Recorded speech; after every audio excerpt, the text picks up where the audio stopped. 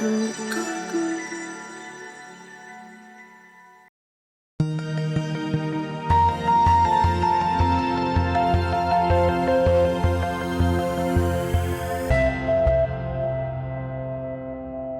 today is Groundhog Day, and if you're wondering if we're expected to see 6 more weeks of winter, well, Phil did. He saw his shadow earlier this morning, so he is going to predict 6 more weeks of winter here across the Tennessee Valley. But are we really going to trust a rodent, or are you going to trust your certified most accurate meteorologist, Jordan, and myself here?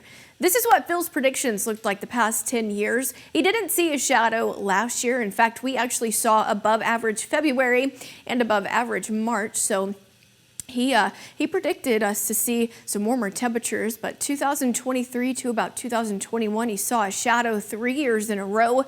But I can tell you that he is more wrong than he is right. So didn't see a shadow last year. We saw above average February, above average March. So he was right there. But notice how many no's we've got in a line from 2024 all the way back to 2015. We've got more no's than yeses. So what does this mean? Well, since 1887, Phil has predicted 107 times to see more winter, 21 times for an earlier spring, 10 times we didn't have a record, so that means that Phil's accuracy, it's about a 30% throughout the past 10 years. So how many predictors do we have across the United States and across Canada? Well, since 1887, there have been a total of 82 different predictors all across North America, 68 here in the United States, 14 of those in Canada, 2 of those actually being in Alabama. We've got Sand Mountain Sam and Smith Lake Jake, which retired last year, so 2024 was his last year. Now here's the history of Groundhog Day. The first official celebration, which originally was called Badger Day, was February the 2nd of 1886.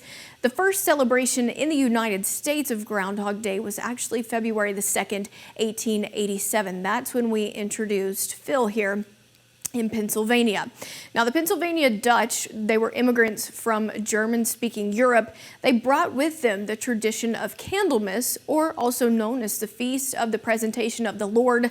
That day is known as Badger Day, which is if a badger saw its shadow upon emerging from its den, that's when it signaled 6 more weeks of winter. But here is where we got Phil to come into play. So I mentioned 1886 was the first official celebration, but 1887 was when we saw it here in the United States. So February 2nd, Groundhog Day is always going to be on February the 2nd throughout the rest of, the coming years that we're going to be seeing. So the Old English saying goes, if Candlemas be fair and bright, winter has another flight.